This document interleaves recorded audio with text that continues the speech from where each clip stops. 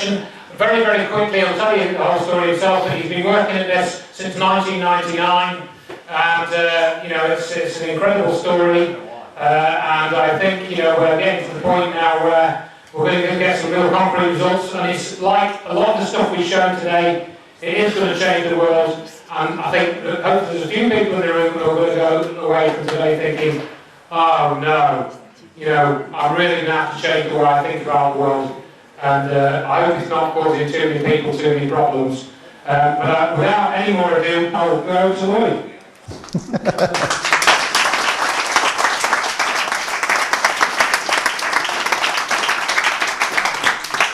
I've known Andrew now for about 10 years. He's a good friend. We've been together many times. I've spent nights in his house and everything, and I understood about 10 words of what he just said, if I understood that much. That's how it sounded to me. As you all know, you're here. I hope you know that you're here to hear about the Starchild skull and the latest evidence and all that. So we're going to start with what on earth is a Starchild. You've all read this by now. This is a comparison of a human, Starchild, human. And what we're going to go through is why he had not seen anything like it and nobody else has either. Anyway, all right, the Starchild was found in Mexico about 1930, 100 miles southwest of Chihuahua, which is this area right here, Chihuahua. And El Paso actually sits, it's not here, it sits right here. Right across the border. And a teenage girl from El Paso, Texas, whose family were Mexicans who had come from a little village in this area to become American citizens. And when they went back for the first time, she was like 12, 13, 14, 15. She couldn't remember in later life exactly how old she was, a teenager. And when they went back, the villagers told them in this little small village, told her and her siblings, do not go, one thing you don't go in the caves and the mine tunnels of this area. It's dangerous. It's, you know, it's verboten, just don't do it. It's forbidden, it's taboo. Well, you know, teenager, what are you going to do? Snuck away as soon as she could, figure a way to do that, with a basket, pretending to go out to pick berries and things. And in fact, she was going to look to see if she could find herself a cave or a mine tunnel. And way away, she scooted way, way away from the village to be safe, and she found a mine tunnel. And it looked something like, it's a high desert area like you all know from the Grand Canyon, pictures from the Grand Canyon in Arizona and all that. Same thing, high desert, and a mine tunnel like this where people are living in it now, you know, very poor people of course, but that something that would look like that, just imagine it. And as she went into the mine tunnel, she saw a body laying on the ground, a human body like that. It turned out to be a human female, skeleton, full skeleton, about 5 feet tall, lying on the dirt. Got a little closer and she noticed there was kind of a mound beside it that struck her as a grave. And so she got a little closer and she saw that what she called a misshapen hand, and that's the only word we have, a misshapen hand, was emerged from the dirt and was entangled, wrapped around the arm of the one laying on the dirt. Now, she didn't know the things that are obvious about that scene, which is that the one in the dirt had died, and she, for whatever reason, had lugged this body, which the girl said was significantly smaller than she was. She, according to the size of the skull, of her skull, is about 5 feet tall, which is very standard for Mexicans to this day. To this day. But what we found with carbon-14 testing is that they had died 900 years ago. 900 years ago. Carbon-14 dated, showed that individually they had died at the same time, basically in the same place. So little doubt that what the girl was saying was probably true based on that. So if it was significantly smaller, we have assumed it was about 4 feet tall, whatever it was, even though its skull is the same size in physical dimensions as her skull. So back to the story. 900 years ago, they died. But of course she didn't know that, or that the woman had died, laid down with it. She had buried it, laid down beside it, wrapped the hand around her arm, and committed suicide. For whatever reason, whatever way. So, very dramatic story, obviously, just based on what she saw. Well, what she decided to do was see if she could scrape it out and see where the hand led. So she did, because there was no, it's in a mine tunnel, there's no compaction from rain or anything like that. The grave was as fresh and crumbly as when it was laid down there. So she scraped with her own hands and exposed that full skeleton that she said was smaller. She ended up, it's a long story about how she ended up with the skull. She tried to recover both skeletons, lost most of the parts in a flood, in a rainstorm, but ended up with the two skulls slightly damaged, minus their jaws, because a skull is not attached to its jaw. And she ended up with the upper parts of the skulls, again damaged a little bit, and she just kept them as souvenirs for the rest of her life. For the rest of her life. As she was dying in the early 90s and knew she was, her husband, who was a Border Patrol agent, was not comfortable with having a couple of skulls in a cardboard box in the garage, and she knew that. So she passed them on to some friends. He was an FBI agent. He wasn't that, and this is not from an illegal standpoint, it was just from a kind of creepy standpoint. He just, they weren't comfortable with it. So they had friends, next slide, Ray and Melanie Young of El Paso. All these people live in El Paso. Ray and Melanie, Melanie had been a neonatal nurse for about 15 years, working with, children. And so she knew a lot about deformity. She had seen a lot of deformity. She had studied a lot about deformity. So when they asked, would you take this one skull that's normal and the other one is deformed, would you be okay with that? And she said, yeah, sure. Keeping in mind that up until then, anybody that knew anything about these skulls assumed that the strange looking one was just a human deformity. That's what everybody said, and so that's what everybody assumed. But Melanie had the schooling and the experience to know immediately, no, that's not a human deformity. It's too light, it's too symmetrical, all the parts are different. This just isn't what human deformity looks like. She knew immediately. Not only that, her and Ray were just coincidentally members of El Paso MUFON, Mutual UFO Network. They were fans, like you, of UFO, alien sorts of things. And so they went to the meetings regularly and they kept up with it. And so Melanie said, not only is this skull not a human deformity, I'm sure, it looks to me like it's got all of the physical traits and hallmarks of a standard gray alien. Now, for those of you who don't know what a gray alien is, I bet you know when I describe it. It's that alien that you see with the kind of little mounds up here in the top of the head with the crease down the middle and the very narrow lower face. That's called a heart-shaped face. People that see them say they have like a heart-shaped face and they got these weird black eyes, That's your standard gray alien. So she looked at it and she says to Ray, I think this is the skull of a gray alien. They decided to find out there in El Paso from experts there, and they took it to a few experts, and each of those experts told them the same thing. Well, it's flat in back, so that means it was cradle boarded, and it's got this swelling in the parietals, and that means it had water on the brain, so it's just a hydrocephalic, it's cradle boarded hydrocephalic, take it home, forget about it, put it in the blender and forget about it, or throw it, just forget about it. Nothing important, nothing unusual, nothing unique. Well, Melanie knew better, but she couldn't get past the initial wall that was thrown up and that I have dealt with for years and am still dealing with. That was the first foray, the first shots fired against that wall were fired in El Paso. So they went to the next MUFON meeting and they said, look, we're getting nowhere with this.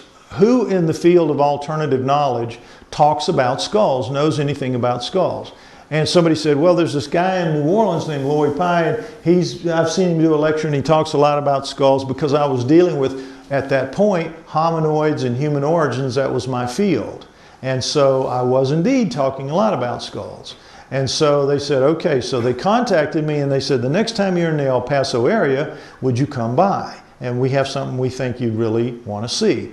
And so I said, sure. People would, show me interesting things all the time. I never said no if it wasn't out of my way. Why not, So I went by El Paso February 18th, 1999. And that's when I saw them for the first time. They pulled those skulls out of the box. And I have to tell you, it really amazed me just like it did Melanie, because I knew enough to know I was looking at something very unusual. I did not, however, believe that it was an alien. I didn't agree with her because I just couldn't believe it. I couldn't wrap my head around it right away. that this was possible, although I said it's probably some kind of deformity or combination of deformities that we just don't know anything about, some really rare exotic malady. And she says, well, it's nothing I've ever heard of, and I've been researching now for a couple of months, and I can't find anything. And I said, well, give me a chance to find out, but I will take it around. I think there's a possibility that it could be what you think. It certainly is unique, and let's find out.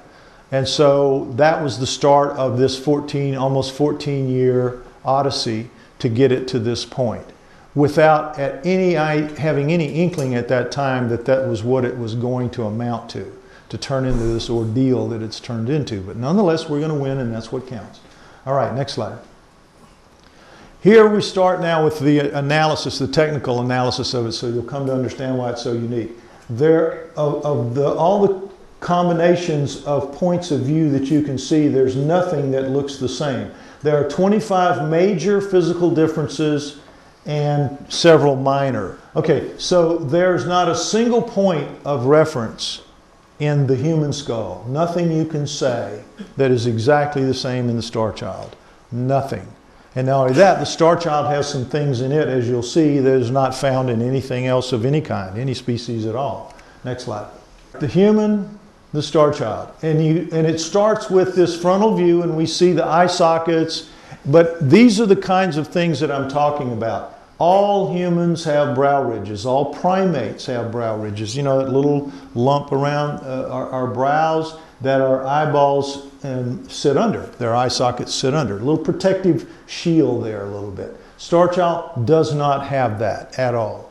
This here, if you put your finger in there in the eye socket anywhere around it, it has kind of a roundness to it. It feels kind of like a drinking straw, the width of a drinking straw and the shape and smoothness of it. If you do that to the Starchild, it comes right to a point. It's not a blade like it's going to cut you, but it comes right to an edge, like a dull edge. Absolutely different. In here, you see the nose, a human nose comes down off of the brow ridge in a little dip. Everybody's got that, even if you have a big nose. And then your nose is narrow at the top and it widens out as it comes down. Everybody does that. This is totally different. It's absolutely straight. And it's the same width here as it is here right on down. Different, different, different. Even at subtle levels, there's nothing is the same. Now, if you see, next slide, the profile view, what you find is that this is 2 inches deep. That's 2 knuckles deep. If I put my finger in, that's where it goes to. Do that to the Starchild, it's less than ½ an inch. It's about that much. A completely different eye socket and a completely different eye. There's no way an eyeball like we have, that is bigger in the back and bigger on the bottom, so that it'll stay in the head when we get hit. Our eye, what we see is a small part of what's back there, so it'll stay in our heads. This, if it had an eyeball like us in there, it would be sticking out to there, right? Can't have that. I wanted to point out, if you would go back, the brow ridge and the dip, and the absolute lack of both over here. Next slide now. Pterygoids, ear holes, and Indians. When you look at the Starchild by itself, people would always say, what are these 2 little bones sticking out here? Nobody understood what they were. I didn't either before I learned this. This is called the pterygoid plate, and its sole job is to brace this, the upper maxilla, the upper jaw, and protect it so that if you get hit here in the face by anything, a punch or a fall or whatever, this will not just break off and go right in here and kill you. That's what the pterygoid plates do. They're actually very important parts of the skull. Ear holes right here, you see that the Starchilds are shifted forward quite a bit, and we'll talk about that more. But the point here, the real point is the Indians. If you are a creature with a head on a neck, you have a knot of some point in the back of your head where your neck connects to. With humans, it's this thing right here. Feel your own. Everybody's got one. It's called the inion, or external occipital protuberance. They call it inion for short. Various sizes. Everybody's got one. Various positions. If you've got a head on a neck, you can have it up here. You can have it down here, but you've got one. Starchild does not have one where it's supposed to. If it's a human, it's got, in fact, an indentation. Its actual one is down about right here because it has a very tiny neck, a small neck, less than half of the volume of our neck, as we'll see in another slide. Next slide. Top view, standard curve of a human head. Everybody knows how that works. And then you have this crease here that makes the crease in the heart-shaped face. Now, also too, you need to understand about sutures. These are sutures. These are parietal bone, frontal bone. And sutures are in all skulls. When you're born, you have this area of bone and this area of bone and this area of bone, but all this in between is very stout ligament, which allows a baby, an infant's head, to reshape, to pass out the birth canal, and then it'll come out and it'll pull itself very shortly back into the size that it's going to take. And then what happens over the next 2 years is these sutures close all around, and the last place to close is this one here, which is called the fontanelle, which is the soft spot, at about age 2. And then the suturing is finished. So the Starchild is clearly, you know, sutured up pretty good, as is this. Next slide. Now, here's the back view. Now, this is what we all look like. This is the occipital bone here. Again, the parietals, and this is the suture line for it and where it connects. This is the inion, the knot that I was just talking to. And these are the fossa where the two big neck muscles come up and attach here. To the two big muscles that attach, but also the neck goes around like this. With the Starchild, as you see, it's like somebody took this and just pulled it up and straightened it out a bit, and a completely different, just redesign back here. And this is where the inion should be, and it's just this dent kind of compression. And this is its real inion, this little bitty nub of a thing right here, and that's its fossa compared to that. You can see how much dramatically reduced it is. Next slide. Balance points of craniums is kind of pretty interesting. In a human, this would be more out here because this is cradle boarded, and we'll talk about that in a minute. The female found with the human was cradle boarded. It's an important point, and we'll talk about it later. But for right now, understand that the balance point in a human neck is at about the 2/3 from the front, because all this is solid bone and brain, and a lot of this is hollow. You have big frontal sinuses that take up a lot of room here. You have the deep eye sockets, you have the nasal passage, and you have the mouth. So basically the front of our face is hollow, basically. So you've got a fat kid and a skinny kid on the seesaw. Well, you got to move the fulcrum back toward the fat kid so that the skinny kid gets a little more leverage, and that's what you have to have here. And that's what nature has provided us with. A neck set back so that the spine comes in here and it gives us proper balance. Starchild, completely different. Does not have frontal sinuses, as you'll see, as those very shallow eye sockets. We assume very small nose and mouth because everything about it is small. We'll talk about that. So that the balance point had to go forward because you got all this extra brain back here, even though it's flattened out, to give it balance, perfect balance, front and back and side to side. Now why? Because it's got that skinny little neck down here that we're going to talk about. Balance is really important for something that is like a weird shaped golf ball on a tee. Now, you guys play cricket here. It's baseball in the States, but the same principle holds. You take a cricket bat, and you hold it in your hand by the handle with the bat part of it sticking straight up. I mean, absolutely straight up, vertical. If you do that and you hold it, it's not that hard to hold it. You'd be surprised, not that hard to hold it. You tip it off even 1 degree, 2 degrees, 3 degrees, and as you start doing that, it'll just pull you over because gravity takes over. But if you can keep it straight up over the center of gravity, gravity works for you. That's how it is with the Starchild, and nature understands that and gave it what it needed to have its head balanced properly on its neck. Now, if it's a deformity, how did nature know to do all these things to make it work? Yeah, right. Anyway, next slide. Now, this is really important to keep in mind. The cerebellum, this thing right here about the size of your fist, sits back here in the base of your neck, and it's extremely well protected. This is some of the thickest, toughest bone in your body, and it's protected by neck muscles as well. The cerebellum is your software. It's your motor. You think and do a lot of things up here, but this is where your blood is constantly moving, your urine is being made. What goes on 24/7 in your body that you're totally unaware of. It never stops. It never sleeps. It's got many more of the neurons and things that it needs in this, to function than this does. This is where we think and do all that stuff, but this is where you really exist. As you know, with Congressman Gabby Giffords, you can take a bullet through the head and live. You can't get a nail pounded into that and live. You got to have this. So it's taken care of. Your body takes care of your cerebellum. What it does is in here, if you could stick your finger in the foramen magnum, you would feel these flanges of bone. And when I take the models and copies around to let people do it, and they'll say, yeah, really there. You can feel these flanges that this thing braces up against to hold it in position, because you got these 3 pounds of this weighing down on it, and it's got to last in place for 60, 70, 80, 90, 100 years. It can't slide out. It can't be compressed, because if it is, it'll slide right out the neck hole. It'll slide right out of the foramen magnum around the spine, and you'll die. And in fact, when you have hydrocephalics where you have the pressure increase, that's generally what will kill them. The push of their cerebellum out through the neck hole. With me?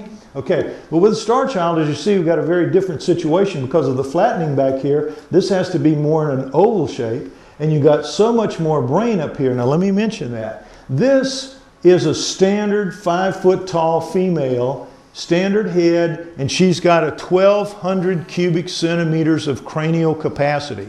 You pour flaxseed in, fill it up, pour it out, measure it, right at 1,200 cubic centimeters, right about what she's supposed to have. Now, all of us in here, except the very smaller people, will sit right in here at the average volume of 1,400 cubic centimeters. Most of us in this room would have about 1,400 cubic centimeters. So 1,400 cubic centimeters sitting here in the middle. Now the Starchild, as I said, is the same physical size, about 13 cubic centimeters. They would both fit in a box about 13 cubic centimeters in volume. And yet, it has stunningly, shockingly, 1,600 cubic centimeters of brain space in there. Pour the flaxseed in there and you hit 1,200 and you keep going, you hit 1,400, you keep going, up to 1,600. It's amazing. 400 more than it ought to have. Where does it fit? We don't know. The bone is much thinner, that's true. A lot of space taken up there, no frontal sinuses, very shallow eye sockets, but you have the expanded parietals, but then you have the flattened rear. We can see maybe 200 more extra, maybe. Can't see 1,600, don't really understand how this works. But that's a lot of extra brain weighing down on the cerebellum. That's the point, a lot of extra brain, and guess what? You know those flanges that we have? Doesn't have them. Little bitty nubs down there, little bitty, the tiniest of little bumps you can feel. So that is, remember the fat kid on the seesaw? The fat kid on the slipper slide going down should have just slid right out the neck hole, right out. Brain guy said, you know, either this thing doesn't have a cerebellum of the kind that we have, or its brain is a much more dense material than we have, because if that's a human brain, that's coming right out. And don't be surprised to learn that this bone is a lot tougher too. Bone and brain seem to be a lot tougher. Bone is for sure. We have to assume the brain is. Interesting stuff though. Next slide. Neck size and shape. And here we go. We see the normal standard shape of a human neck. It actually peels a little farther around than you can see here, so it's actually even a little bigger. But the Starchild is like this. This is basilar part. This is missing on the Starchild. Nothing unusual about it. That's the last part of the skull to fuse between the age of 20 and 25, but it's also not a particularly good fusion, and so it could have been knocked out in the tumble down the stream that took out it took out one cheekbone here on the human and took out both cheekbones in the lower face here on the Starchild. But nonetheless, this shows the difference in the shape and the volume of the neck. Next slide. This is the absent inion that we talked about, and this is the fossa for the Starchild where the muscles connect. And here you see the spread of the fossa, the size of them, and this is the inion where here where it should be. And you see very clearly here the difference in the size of the muscles that attach the neck, a very small neck. Next slide. Zygomatic arches, cheekbones. Your jaw, your lower jaw is not attached to your skull. All that holds it to you is your cheek, the cheek muscles that attach up here to your head. Muscles attached to it, go up through the cheekbones, spread out, and attach it to your head. When you die, your jaw becomes disengaged from your skull. Somebody lifts it up, the jawbone stays there, not connected to your head. Next slide. We see that this is the case, and it comes up, and you can see the difference in the texture of the bone where those chewing muscles attach. About half the size in the Starchild as the volume right here. Very clear. Much smaller, much reduced lower face. Next slide. Okay, x-rays show that the Starchild, like any vestige of frontal sinus, and this is the x-ray eye socket, and this is the frontal sinus, and this is the x-ray of the Starchild, and you see there's no vestige, not even a slight thing. Now the first test we had done, first test I was able to arrange was an x-ray test of the Starchild skull and the maxilla. And the x-ray tech that looked at it, he says, oh, well now this is really interesting. Because you can have the sinuses be two different sizes. You can have them be shriveled up, you can have them be, pretty bad looking, but you're always going to see some piece that they attempted to grow. You'll always see vestiges of it. And he says the fact that this thing lacks that, he says that's really unusual. It really is. You ought to look into this kind of thing, which we intended to do. But what's interesting about it is, what do you think your sinuses are for? What do you think they do? You think it has to do with being sick, right? That it somehow helps you clear your, clear up a cold or do whatever your sinuses are, and they deal with hay fever and things like that. It's not true. What your sinuses are there for, and what they do primarily, is they allow your voice to resonate. They allow me to talk to you as I'm talking to you now. Because if I didn't have sinuses, I would sound something like a robot or something like that, like a machine talks, because it can't resonate. That's how it would be. We would all talk like that.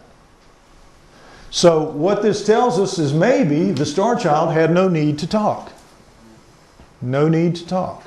And when people encounter grays, one of the things they always insist is they communicate via telepathy. They don't talk. They communicate. I know what they're thinking. They know what I'm thinking, but they don't talk. And here's evidence that this could be that in action right there. Next slide. Now, this is a CAT scan of the Starchild, but it's just to symbolize to you that the Starchild's inner ears are twice the size of human inner ears. Now, your inner ear is a balance mechanism, and this goes back to the Starchild having that big honking head on that little bitty neck. It probably needs more fine-tuning in the balance to hold it upright. This is what we assume. But it does have inner ears twice the size of human inner ears. Next slide. Exterior surfaces of bone. This is great. Human bone, imagine, all bone looks like this with these little dimples here. Now, what are they? You've all heard the story of your cells change out every 7 years. You know that. All but your brain. Your brain stays the same, but all the other cells in your body change out every 7 years. And it's true, they do. That's the 7-year itch, and the study of the 7-year changes of life in the book Passages and that whole school of thought there, but it is true. So in the Starchild and everything else, humans, excuse me, not in the Starchild, in humans, what would happen is, let's say a cell here. It's here and it starts a journey toward this hole and it moves in here, and within 7 years it's going to go in that hole and it's going to be dissolved and be passed out. Meanwhile, another one of these holes, and you can't tell just looking at them which is which, is going to be pushing new ones up to take the place of the ones going down. And this is going on all the time. And everywhere, in all parts of our body. We are changing out all the time. And after 7 years, my cells don't like yours anymore. I want a divorce. That kind of thing. It is a function that happens. So if that's true, how does the Starchild lose them? If it's a deformity, how does it lose that? Down to that level of detail. Pretty weird. Next slide. Mass spectrometry of the human bone. You have high calcium, high phosphorus, oxygen and carbon down here, and then the others are very low down here. But standard human bone, this is what it looks like. Next slide. Starchild bone. High calcium, high phosphorus, but look, oxygen and carbon way up. What's the difference? It is tooth enamel. This is tooth enamel. The whole skull, all the bone, is like the hardest bone in our bodies, which is our tooth enamel. It is, and our bone is tough, don't get me wrong. Bone, animal bone, human bone, pretty tough stuff. But tooth enamel is the hardest, and the Starchild, because it's very thin relative to human, is much harder. It is tooth enamel, like tooth enamel, chemically. Next slide. Upper right maxilla fragment has a nasal passage and is very small. This is that piece of maxilla that I was talking about, and what that is this part here, from the middle around, this part of your upper jaw, right part, that piece detached. And it used to have 2 teeth, now it only has 1. I had to give this one up for testing, forgive me, but you know, I made mistakes like everybody does. There was no instruction manual when I got this thing. But anyway, here's the nasal passage. So we know that it breathed, it had a breathing mechanism. And what this 1 inch is, don't let that fool you, there was at least another tooth there, at least another one. So it was a little bit more, but it was small. It is small, small mouth. Next slide. And when you double that up, the piece that we have, what we find is the roof is flat, flat. Now what that tells us is it has a very small tongue, a very flat tongue, like a piece of cardboard or something, or no tongue at all. But since its teeth are worn, like it was eating something, I assume that it had a tongue but very flat compared to ours, something that could just flip the food back or something. But not a tongue like we have for speaking. You know how our tongue is a lot of its use is for speaking because there's just no space for it. The curve of the roof of your mouth is where your tongue fits. So this is another piece of evidence that the Starchild had no need to speak. No need to speak. Next slide. The x-rays of the maxilla fragment with one of the teeth gone shows that you have 5 crowns ready to come down. Now, again, back at that first x-ray in the first week, the guy saw this and he says, well, you got 2 teeth down, you got 5 teeth up in the bone ready to come down. That's a kid. That's 5, 6, 7 years old. That's a kid. So we said, okay, child. And that's how the name Starchild evolved. We believed it was a child. Later we found out with expert help that the teeth were too worn for a child, as you'll see. Next slide. Too much torque has to be applied to chip the enamel like this, to crazy enamel. You get this from cracking walnuts and things like that. I mean, really hard work. This is from eating gritty food made with a mortar and pestle made of stone, like that. So you've got all the, the chipping, and you can see the different chips here and the crazing. And it's just not, children can't generate that torque. They just can't do it. They don't have the teeth in their mouths long enough to do that. And plus this is an adult root. When this is the tooth that was pulled out, you can see when a child's tooth comes out, all this is dissolved. You know how they come out and you put it under the pillow and it's just that little part there. So it's just not a child. It was a star adult, but once we called it Starchild, that name has stuck. And that's what it's going to go down in history as, the Starchild. Next slide. How the skulls look now after removal of bone for testing, and this just to let people know how much we've had to cut out of it, and there's also about that much gone out of the backsides. Not the human. Every time we test the human, we get what we want the first time, so it's much less damage, but with the Starchild, they don't get what they want, so they keep cutting, trying to find it, and you have to cut that much more out of it. Next slide. How does mainstream science explain the Starchild? They explain it very simply. Nature can do anything. Nature can do this. It can make a tiger rabbit if it wants to.